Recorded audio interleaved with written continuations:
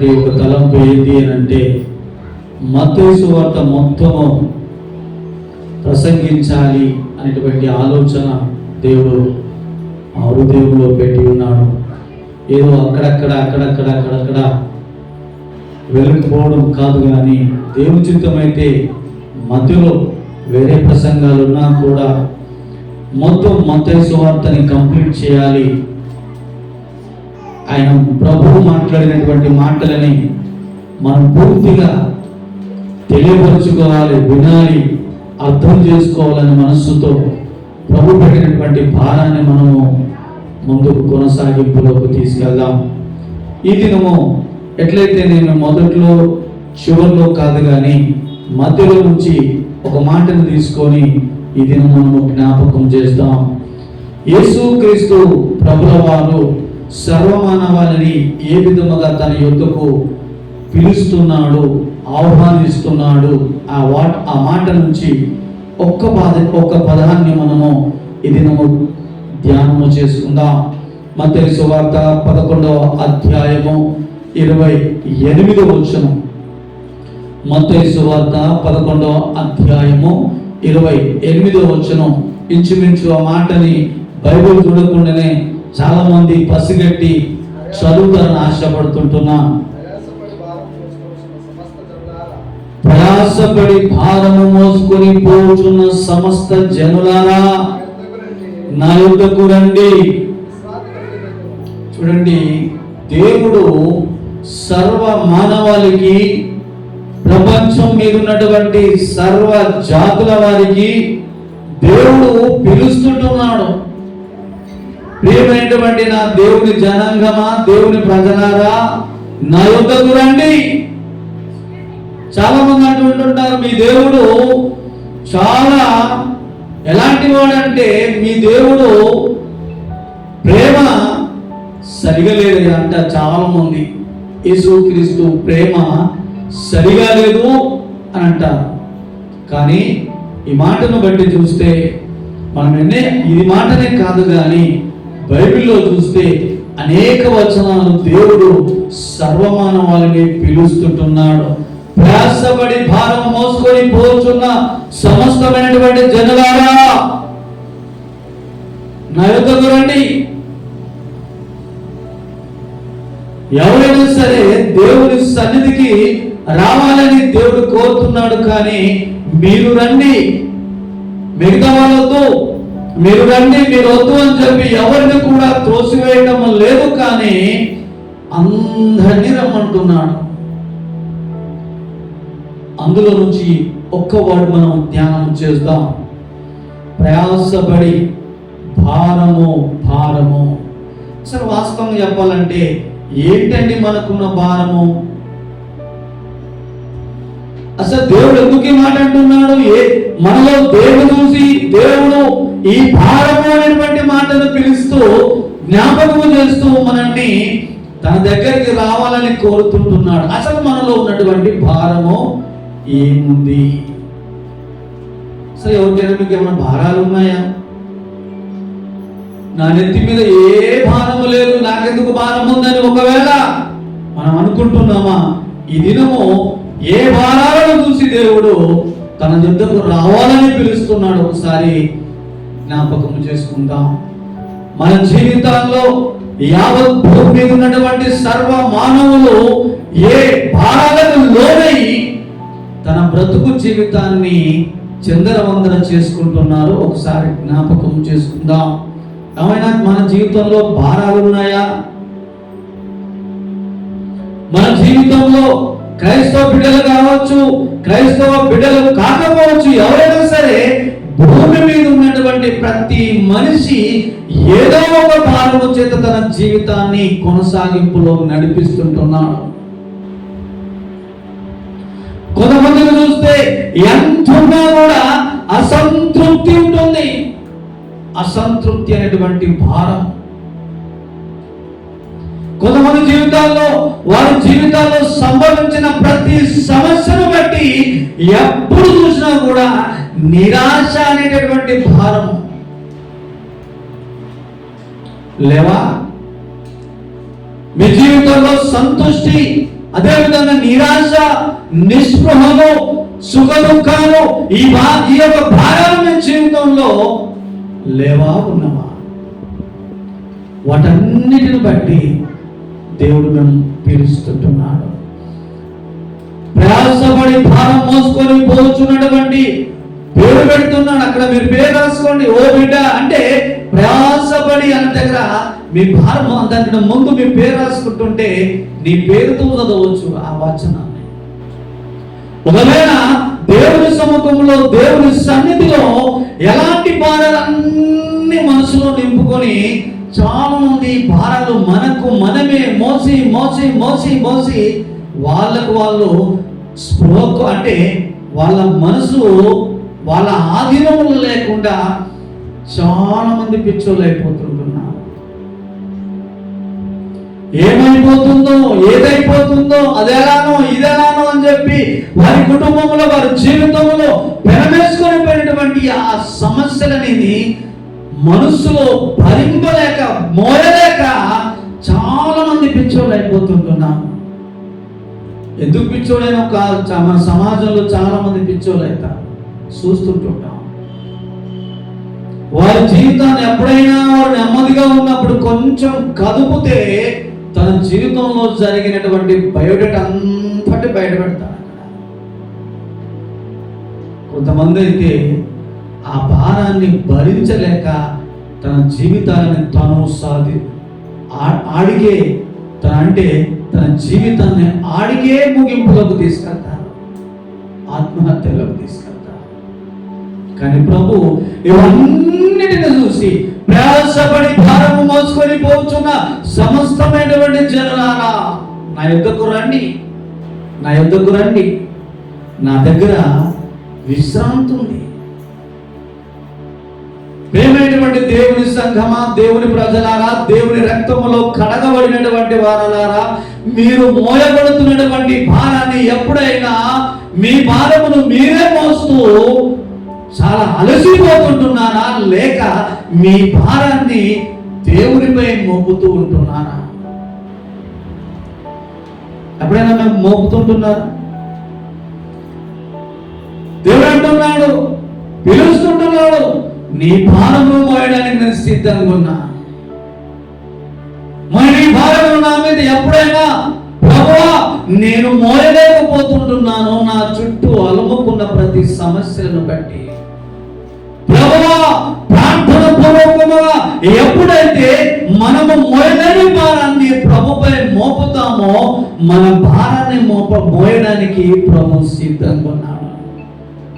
ఎప్పుడైనా సరే ప్రభు అంటున్నాడు, బాబు నా కుమారుడా, నా కుమార్తె, నీ చింత యావత్తు నేను భరిస్తా, నీ భారమునంతటిని నేను మోస్తా. ప్రార్థన గదిలోకి వచ్చి నీ ప్రార్థన, నీ యొక్క ప్రార్థన అంతటిని, నీకున్న సమస్యలంతటిని నా మీద వేయి, నేను మోస్తానంటే ఏ రోజున అసలు ప్రార్థనకు ఎప్పుడైనా విలువిస్తుంటున్నామా? విలువివ్వము. మందిరానికి విలువిస్తామా? విలువివ్వము.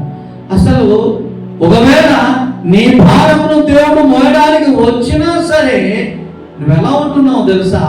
మనం చాలాసార్లు మనము అక్కడక్కడ ఇంటర్నెట్లో, సోషల్ మీడియాలో అన్ని చూస్తుంటుంటాం. ఎవడైనా దారిన పోయేటటువంటి ఒక వ్యక్తి మోయలేని భారాన్ని మోసుకుంటూ పోతుంటుంటే అటుపక్కగా వెళ్ళేటటువంటి ఎవరో ఒక వాహనదారుడు ఆ యొక్క మోయలేని, ఆ యొక్క భారాన్ని మోస్తున్న వ్యక్తిని చూసి, బాబు నేను లిఫ్ట్ ఇస్తాను, నా వాహనంలోకి రండి అంటే వాడు వచ్చి కూడా వాహనంలో కూర్చొని కూడా నెత్తి మీదకేసి మాత్రం బరువు తీయడు. అరే బాబు అసలు నువ్వు నడుస్తుంటేనే నెత్తి మీద నీ బరువు, నీ కాళ్ళు అటు ఇటు వణుకుతున్నాయి, నువ్వు అడుగు తీసి అడుగు వేయలేని స్థితిలో నీ భారాన్ని చూసి నా వాహనంలో ఎక్కి నీ బరువు కాస్త నెత్తి మీదకి కింద పెట్టరా బాబు అని అంటే వాడు ఏం చేస్తాడు? ఆ వాహనంలో ఎక్కి కూడా నెత్తి మీదకి మాత్రం బరువు తీయడం. అది మనం చాలా జోక్గా మనం చూసుకుంటాం, కానీ అనుదిన జీవితంలో మనం చేసేది అది కాదా? అదే పని కదా? మన దేవుడు ఉన్నాడు. నాకు ఏ కష్టం వచ్చినా, ఏ భారం వచ్చినా, ఏ ఇరుకు వచ్చినా, ఇబ్బంది వచ్చినా, నాకంటూ ఒక దేవుడు ఉన్నాడు. నా ప్రార్థన పూర్వకముగానే ఆయన మీద మోపుతాను, నా భారం ఆయన మోస్తాడని చెప్పి ఒక్క రోజైనా సరే నువ్వు ప్రార్థన పూర్వకముగా దేవుని సన్నిధికి నీవు వెళ్ళగలుగుతున్నావా? ఒకవేళ నీ భారము ఈ సర్వ ప్రపంచ మానవుల యొక్క భారం మోయకపోతే ఎందుకనేవాడు ప్రభు? ఒకవేళ ప్రభు మాట్లాడి మాటని తప్పించుకునేటటువంటి వాడా? ప్రభు దేవుని గ్రంథంలో ప్రభు అంటున్నాడు, ఆయన మాటలు అంటున్నాయి, ఒకవేళ ఈ లోకంలో మీరు మనుషులు మాట తప్పినా తప్పొచ్చు కానీ నేను మాట తప్పుడకు నరుడను కాను.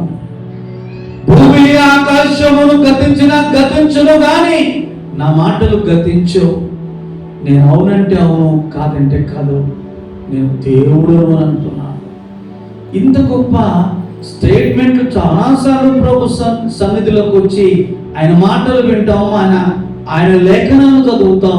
ఇవన్నీ చూసిన తర్వాత కూడా ఎలా ఉంటాం అనంటే, ఏదైనా ఒక పని, ఉద్యోగం, వ్యాపారం, ఇంకేదైనా సరే, ఎక్కడైనా సరే ఏదైనా లోటుపాట్లు వస్తే సతికిల పడిపోయి దేవుడు నన్ను వదిలేశాడు. ఆ భారాన్ని చాలా మటుకు మనము దిగమింగుకోలేము. మొదటిగా చూస్తే పని అనేటువంటి భారం. పొద్దున్న లేస్తే పని లేనోడు ఎవడైనా ఉందా? ఆడోళ్ళు కావచ్చు, మగోళ్ళు కావచ్చు, పురుషులు కావచ్చు, స్త్రీలు కావచ్చు, ఇంకా ఎవరైనా సరే, ఈవెన్ ముసలోళ్ళు కూడా కావచ్చు. పనులమానం ఎవరి మీద లేదంటారా? నాకే పని బాట లేదని ఒకవేళ అనేవాళ్ళు ఎవరు ఉన్నారా? పని బాట లేదని ఎవరైనా అనుకుంటే కనీసం కాలకృత్యాలు తీర్చుకోవాలి. అదేనా పని కాదా? అందుకే ప్రభు అంటున్నాడు సామెతల గ్రంథంలో ఒక మాట చూడండి, 16వ అధ్యాయం 3వ వచనం, నువ్వు దేవుని సముఖములో నీ పనుల విషయంలో నీ పనుల భారము యెహోవా మీద ఉంచుము. అప్పుడు ఈ మాట ఎప్పుడైనా మన జీవితంలో జ్ఞాపకం చేసుకుంటామా? నీ పనుల భారము యెహోవా మీద మోపుము. నీ మనసులో ఏ ఆలోచన చేస్తున్నావో, న్యాయమైనటువంటి ఆలోచన చేస్తున్నావో, వాటన్నిటినీ సఫలీకృతం చేస్తాడట. వాస్తవం చెప్పాలంటే మనం ఇలాంటి విషయంలో ఎక్కడెక్కడ వెళ్ళిపోతామంటే మాటలు చదువుతూ ఉంటుంటాం, కానీ ప్రార్థన పూర్వకముగా పని భారాన్ని చాలా మంది స్త్రీలు కావచ్చు ఇప్పుడు చూస్తుంటే బట్టి ఏ ఉద్యోగంలో కూడా ఎవరు ఇవ్వలేకపోతుంటున్నారు. అయ్యా మన బాస్ అంటే పై అధికారుల యొక్క టార్చర్ నేను భరించలేకపోతుంటున్నానయ్యా అని ప్రభు అంటున్నాడు, నీ పనుల భారము నా మీద మోపము నా కుమారుడా కుమార్తె. నీ ఉద్దేశాలను నువ్వు ఏది యోచిస్తున్నావో, ఏది నీకు న్యాయమైనదో యోగ్యమైనదో అది నేను చూసుకుంటాను. మోపుతున్నావా? ఉద్యోగానికి వెళ్తున్నా, వ్యాపారం చేస్తున్నా, వెళ్ళడానికి వెళ్తున్నా, వ్యాపారంలో వెళ్ళగానే ఉద్యోగంకి వెళ్ళే ముందు దేవుని సముఖంలో నీ భారాన్ని ప్రభు మీద మోపుతుంటున్నావా? మోపు. కానీ నిరాశ నిస్పృహకుండా వెళ్ళి నా దేవుడు ఏమి చేస్తాడని చెప్పి అప్పుడప్పుడు కుమిలిపోతావు. రెండవదిగా ఏదంటే నీ తోటి వారు నిన్నే దూషించున్నట్లు దేవుని నామాన్ని కించపరచడానికి ముందు నీవే సతికిలపడతావు. ప్యారగన్ చెప్పుల విషయంలో చూడండి, ప్యారగన్ చెప్పులు ఇంచుమించు మన భారతదేశం ఇంచుమించు ప్రపంచ దేశాలకు కూడా వెళ్ళిపోయినాయి. ఎంతమంది ప్యారగన్ చెప్పులు నేను కూడా వాడినా. ప్యారగన్ చెప్పులు వాడడంలో ఎవరైనా ఉన్నారా? ప్రపంచంలో ప్యారగన్ చెప్పులు మన భారతదేశంలో వాడడంలో ఎవరైనా ఉన్నారా? నేనైతే వాడినా, సంవత్సరాల తరబడి వాడినా.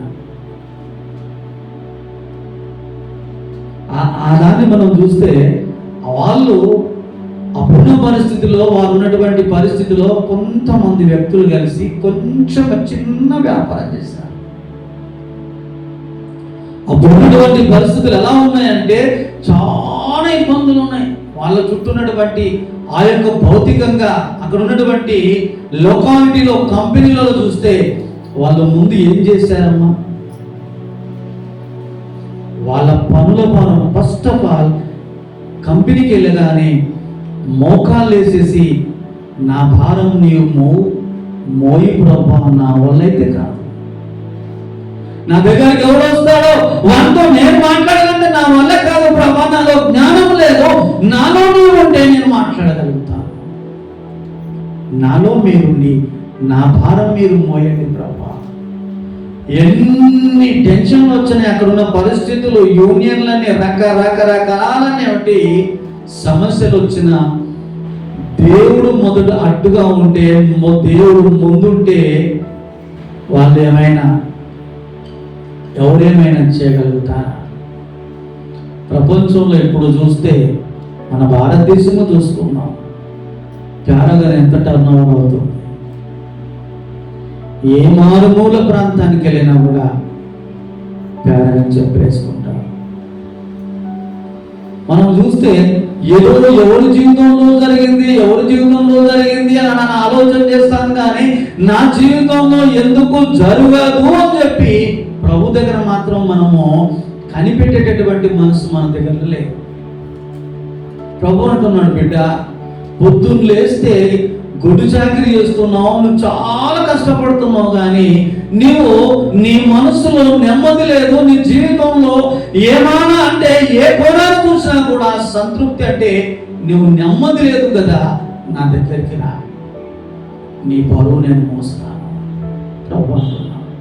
కానీ మనం ఏమంటున్నాం, లేదు ప్రభా, నా బరువు నేనే మోస్తాను. ఎంత అవిధేయులం ప్రభు పిలిచినా కానీ. అందుకే మొదటిగా చూస్తే ప్రభు ఏమంటున్నాడంటే, పొద్దున్న లేస్తే ఏం పని చేయాలి, ఎట్లా బతకాలి, ఎలా ముందుకు కొనసాగించాలి, ఎలా అని చెప్పి రోజు సతికిల పడుతుంటావు కదా. మొదలు ప్రభు అంటున్నాడు, నీ పనుల భారము నా మీద మోపము, నేను చూసుకుంటా, నువ్వు నిమ్మలంగానే పనులు చూసుకో. ఎప్పుడైనా చేస్తావు? ఉదయం వెళ్ళగానే ఏదైనా కంపెనీలో ఉద్యోగం చేస్తున్నావు, వెళ్ళగానే 2 మాటలు మనసులో చాలా మంది అనుకుంటారు, అయ్యో వాళ్ళ ముందు నేను ఎలా చేసుకోవాలి, నువ్వు ఇవన్నీ ఎందుకు, నీ మనసులో నువ్వు ప్రార్థన చేసుకో. కొంతమంది అంటారు, ఏం లేదు, నేను మోకాళ్ళే చేసి అందరికి వినబడతాడని పెద్దగా ప్రార్థన. ఓ బాబా, అనానుకూల పరిస్థితులు ఉంటే నీవెందుకు? నీ పరిస్థితులు అనుకూలంగా ఉంటే చేయి. ఒకవేళ నీ పరిస్థితులు అనుకూలంగా లేకపోతే నీ మనసులో నువ్వు ప్రార్థన చేసిన నీ ప్రభు నీ హృదయం ఎరిగినటువంటి వాడు గనక నీ మనసులో చేసేటటువంటి ప్రార్థనను ప్రభు వింటాడు. ఇది మాత్రం మనము అస్సలు మనం చేయాలి. కీర్తన గ్రంథము 55వ కీర్తనలో చూస్తాం. 55వ కీర్తన 22వ వచనం. 55వ కీర్తన 22వ వచనం. నీ భారము యెహోవా మీద మోపుము, ఆయనే నిన్ను ఆదుకొనును. చూసారా, యేసు రక్తములో కడగబడి ప్రభు నీతిని బట్టి నువ్వు నీతిమంతులుగా తీర్చబడినటువంటి దైవ జనాంగమా, ఒకసారి ప్రభు ఈ మాటలు మరొకసారి జ్ఞాపకం చేస్తుంటున్నాడు. ఎలాంటి కలతల చేత నీ జీవితంలో ఎలాంటి సమస్యల చేతైనా సరే నీవు సతమతమై నువ్వు చాలాసార్లు ఏదననుకో, వ్యాపారమే కావచ్చు, అనారోగ్యమే కావచ్చు, ఇంకా నీ జీవితంలో ఎలాంటి భారమైనా సరే నీ జీవితంలో నెమ్మది లేక నీవు సోలి అంటే నీ జీవితము, నీ మనస్సు దేవునిపై స్థిరముగా, అంటే అసలు నీ మనసు నీలోనే కలత చెందినప్పుడు నువ్వు చేయాల్సింది ఏంటంటే, ప్రభు అంటున్నాడు, నీతిమంతులని ఎప్పుడు కదల్చనేటట. యేసు రక్తంలో కడగబడినటువంటి మనందరము, యేసు ప్రభు యొక్క నీతి ద్వారా నీతిమంతులుగా తీర్చబడినటువంటి మనము క్రైస్తవ బిడ్డలు కూడా చాలాసార్లు కలత చెందుతారు. కానీ ప్రభు అంటున్నాడు, ఒకవేళ నువ్వు కలత చెందితే, ఒకవేళ నువ్వు కలత చెందితే నువ్వు నా బిడ్డవు కావు. గతించిన వారంలో చూసుకున్నాం, ఎవడైతే దేవుని విశ్వసిస్తాడో, దేవుని నమ్ముతాడో, దేవుని రక్తంలో కడగబడి ఆయన కుమారుడుగా కుమార్తెగా ఉంటాడో వాడు తను తాను భద్రం చేసుకుంటాడు. వాని ఎవడు ఏ దుష్టుడు అని ముట్టడు. అందుకనే నీ జీవితంలో బలహీనత అనే సమస్య, అనారోగ్యమైన సమస్య, ఏ సమస్య వచ్చినా నువ్వు మొదటగా దేవుడి దగ్గరికి తీసుకెళ్ళి ప్రార్థన పూర్వకముగా, ప్రభువా, ఈ భూమిని, ఆకాశమును, సమస్తమైన సృష్టిని సృష్టించినటువంటి సృష్టికర్తవు నీవే కదా. నా వల్ల ఏమైనా అవుతుందా ప్రభువా? నా వల్ల ఏమి కాదు, కానీ దయతో నా వల్ల ఏమి కాదు ప్రభా, నీవే నా జీవితంలో పెనవేసుకోపోయినటువంటి సమస్యల నుంచి విడిపించు ప్రభా. ఇది మనం చేయాల్సినటువంటి ప్రార్థన. చేస్తున్నామా? ఏ రోజైనా మనం చేస్తుంటున్నామా? పొద్దున లేస్తే బాధ లేనోడు ఎవరైనా ఉందా? ప్రపంచంలో ఎవరైనా కష్టాలు లేనోడు ఎవరైనా ఉందా?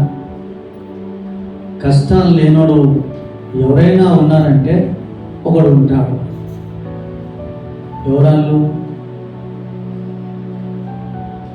కష్టాలు లేనోళ్ళు ఎవరైనా ఉన్నారా? బాధలు లేనోళ్ళు ఎవరైనా ఉన్నారా? ఉన్నారు అని ఎవరైనా అంటే, కష్టాలు ఎవరికి ఉన్నాయి, బాధలు ఎవరికి ఉన్నాయి అంటే ఒక పిచ్చోనికి మాత్రమే ఉండవు. వానికి ఎట్లా తినాలి, ఎట్లా బతకాలి, ఏం చేయాలి, ఇంకేం చేయాలి అనే ఆలోచన ఏం లేదు. మనం ఏమైనా పిచ్చోళ్ళమా? మనం ఏమైనా పిచ్చోళ్ళమా? కాదు కదా. మనకంటూ భారాలు ఉన్నాయి కదా, మనకంటూ బాధ్యతలు ఉన్నాయి కదా. మన బాధలు, మన బాధ్యతలన్నిటిని కూడా మన దేవుడు స్వీకరించి కావలసిన మేలులతో సంతృప్తిపరిచి ఎక్కడ కూడా నీతిమంతుడు కదల్చబడరు అని చెప్తున్నాడు కదా. ఎప్పుడైనా ప్రభువా, నీ నీతి ద్వారానే నీతిమంతునిగా తీర్చబడ్డా, నీ రక్తంలో నేను కడగబడ్డాను కాబట్టి ఈ సమస్యలను ఏం చేస్తాయి ప్రభు అని చెప్పి ఎప్పుడైనా సైతాన్ని ఎదిరించినావా? సైతాన్ని ఎదిరించినా, సైతానా నీవు నా దేవుడు ఉన్నాడు, నేను దేవుని బిడ్డను, నీతిమంతుడు కలకబడిన దేవుని మాటలు చెప్తున్నాయి, నీవు నా దగ్గరికి ఎన్ని సమస్యలు తీసుకొచ్చినా నువ్వు నన్ను ఏం చేయవని చెప్పి సైతాన్ని ఎప్పుడైనా గద్దించినావా? అది గద్దించు. ఎప్పుడైనా సరే. అయినా వాస్తవం చెప్పాలనుకుంటే దేవుడు రోజు మనం కాపాడతాడా?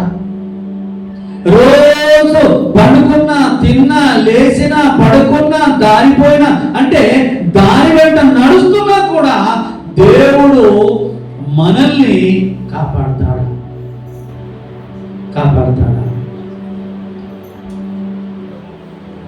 68వ కీర్తన చూస్తాం. 68వ కీర్తన 19వ వచనం. ప్రభువు స్తుతి నొందునుగాక, అనుదినము.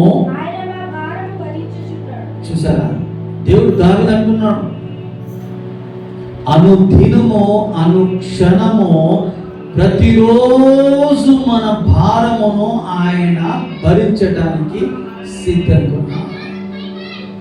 కొంతమంది అదో శక్తులు చేస్తాడా మన దేవుడు? చెప్పకుండా చేయడా? ఆయన రక్తంలో కడగబడ్డాం. ఇక రోజు ఆయనే చూసుకోవాలి కదా. ప్రతిరోజు ఎందుకు చెప్పాలి? ఎందుకు చెప్పాలి? ఆయన తెలవదా? ఆయన చూస్తలేడా? ఆయనకు తెలియదా? ఆయన చూస్తలేడా? ప్రతిరోజు మనము దేవునికి ఎందుకు చెప్పాలి? మీ మనసులో ఏదైనా ఒక ఆలోచన వచ్చిందా?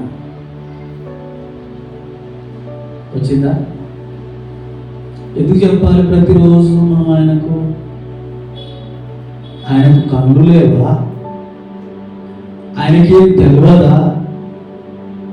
ఎందుకు మనం ఆయన సర్వంతర్యామి కాదా? ఎందుకు చెప్పాలి ఆయనకు? తెలియదంటారా? ఆయనతో సహవాసంతో అంటే ఆయనతో ప్రతిరోజు సహవాసం చేస్తే బాగుంటుందా? ఏడాదికి ఒకసారి, 2 సంవత్సరాలు, 10 సంవత్సరాలకు ఒకసారి కలిస్తే బాగుంటుందా? మొదటి యోహాను రాసినటువంటి పత్రిక 1వ అధ్యాయం 7వ వచనం నుంచి చూడండి. అయితే ఆయన వెలుగులో ఉన్న ప్రకారము మనమును వెలుగులో నడిచిన ఎడల మనము అన్యోన్య సహవాసం చాలాసార్లు అంటుంటారు. కొన్ని సెంటర్లను చూసి చిలక గోరింకలాగా ఉన్నారండి వాళ్ళ కుటుంబము. రోజు కొట్లాడుకుంటోంది, రోజు ఎడమగా ఉండటోంది. ఆ మాట అంటారా? అన్యోన్య సహవాసం అంటారా? ఏమంటారు? అన్యోన్య సహవాసం గలవారే అంటే దేవునితో ప్రతిరోజు సహవాసం చేయడానికి దేవుడు ఇష్టపడుతున్నాడు కనుక మనమంట ప్రతిరోజు మన భారమును ఆయన మీద మోపటానికి, సహవాసం చేయడానికి ప్రతిరోజు ప్రార్థన పూర్వకముగా ఆయన సన్నిధికి రావాలి. మనం భారతదేశంలో ఉన్నాం కాబట్టి హైందవులంతా ఒక మాట అంటారు. ఏమంటారంటే, దేవునిలో నువ్వు ఐక్యపరుచుకొని ఆయన ఐక్యమైపోతాం. ఏమంటామంటే, వాడుక భాషలో చెప్పాలంటే దేవునిలో మనం ఐక్యం అంటే దేవునిలో కలిసిపోతాం. మరి ఎప్పుడు కలిసిపోతాం దేవునిలో?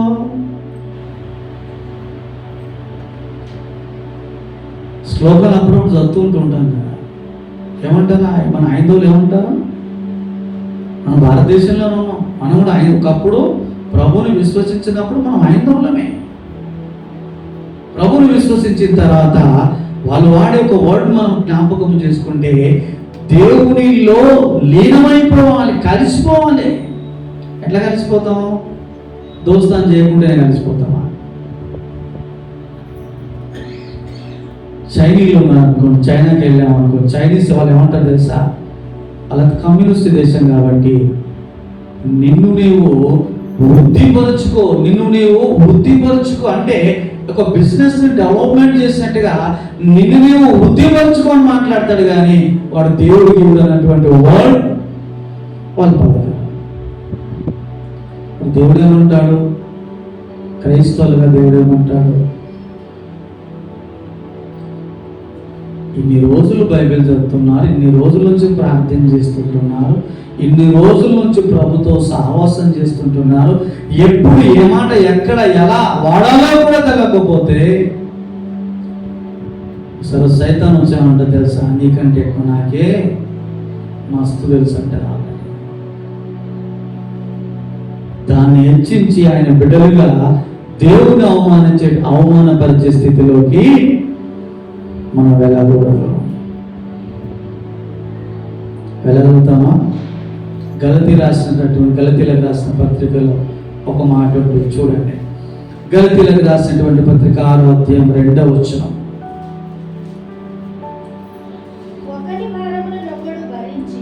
ఒకని భారము ఒకడు భరించి ఇలాగూ కనీసం ఒక్కరి భారం ఒకరు భరించకపోయినా ఒకరి కొరకు ఒకరు ప్రార్థన చేస్తుంటున్నారా?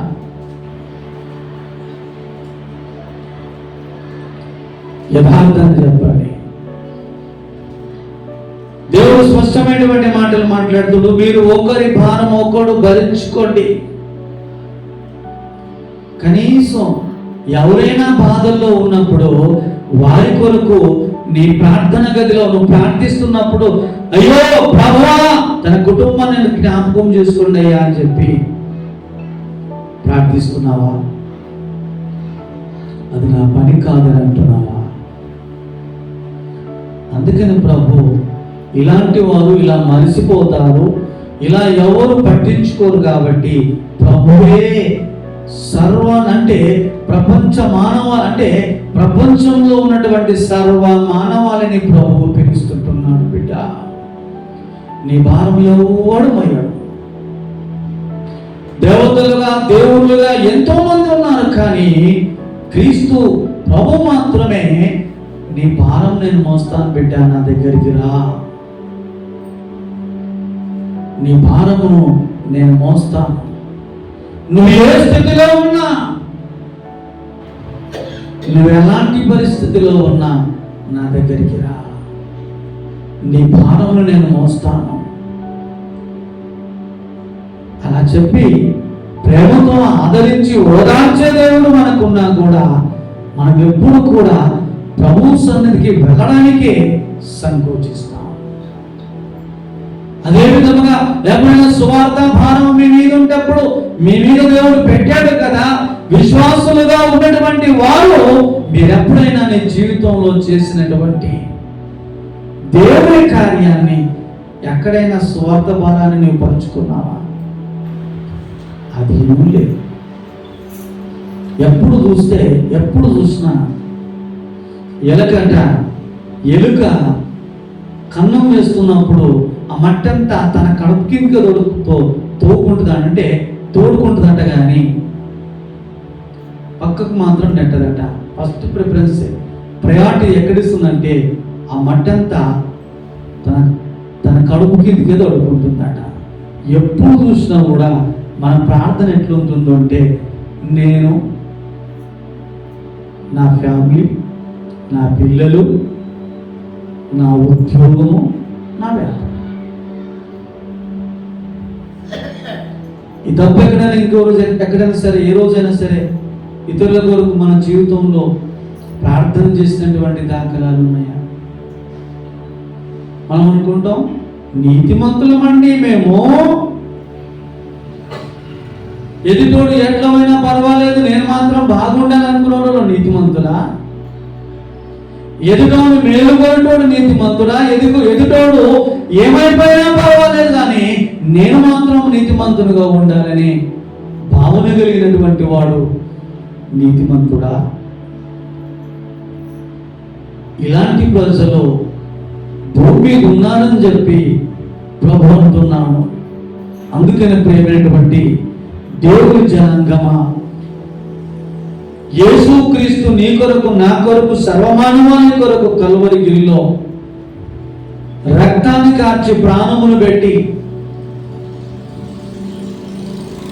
చనిపోయి సమాధి చేయబడి తిరిగి 3వ దినమున లేపబడి మనందరి కొరకు పరలోకమునకు వెళ్ళి తండ్రి కుడిపార్శ్వమున కూర్చోండి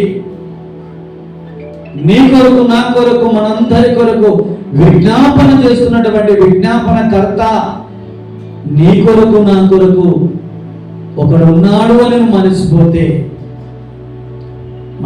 మనం ఎంత అవిధేయుగా. ఇంకొక 2 మాటలు చూసుకుని ముగింపులు.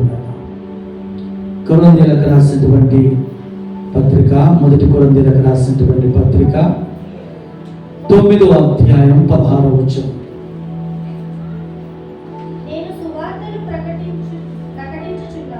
నేను సువార్తను ప్రకటించుచున్నాను, నాకు అతిశయ కారణము లేదు.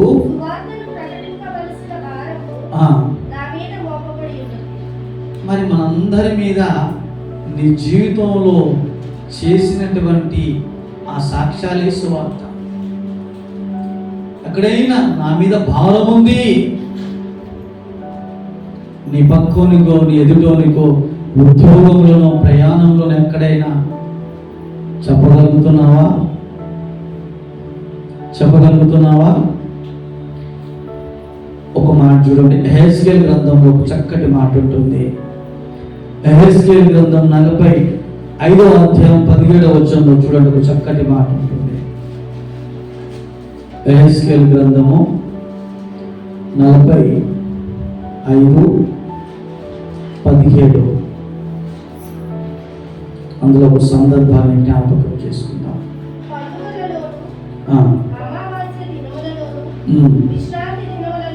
విశ్రాంతి దినములలోను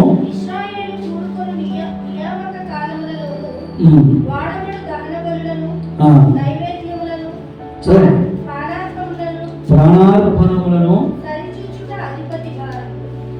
మీరు ఒక మాట చూడండి, ఎప్పుడైనా ఒక సేవకుడు వాక్యాన్ని చెప్పుతుంటున్నప్పుడు, మాటలు గద్దిస్తుంటున్నప్పుడు సేవకుని మీద ఏదైనా ఒక భారం ఉంటుందా? ఉండదా?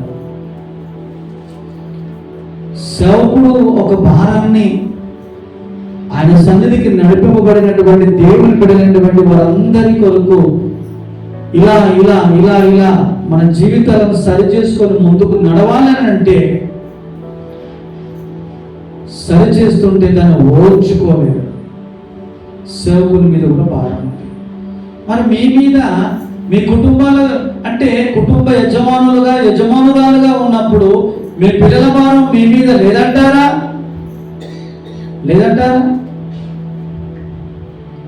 అది మాత్రం పట్టించుకోవాలి.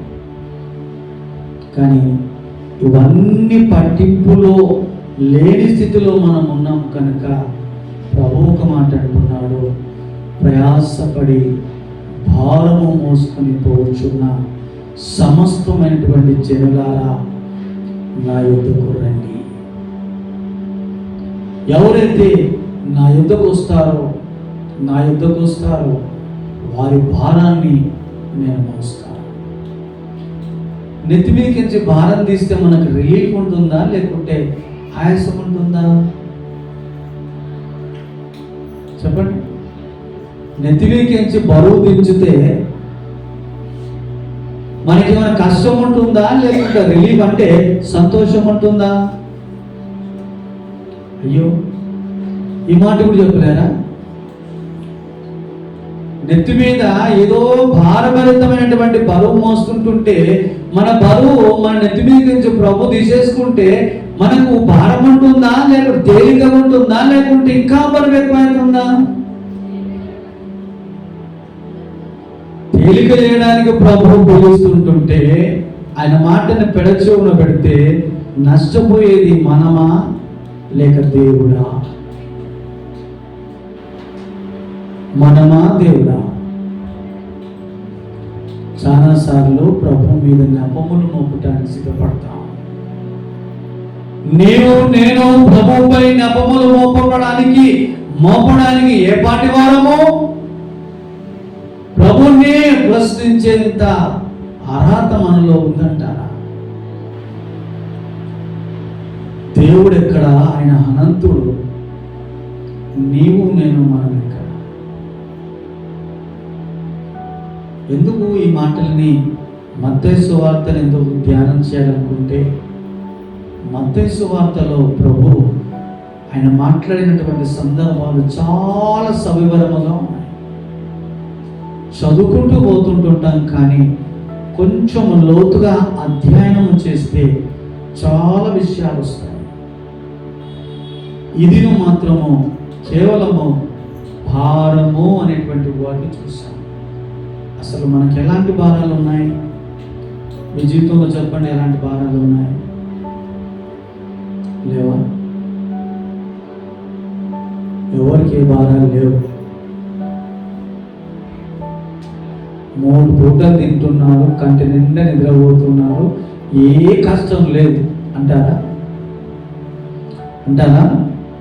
ఎప్పుడు చూసినా ఏం చూసినా నిరాశ నిస్పృహలు లేని వ్యక్తులు ప్రపంచంలో ఇంకా ఓడలేరు.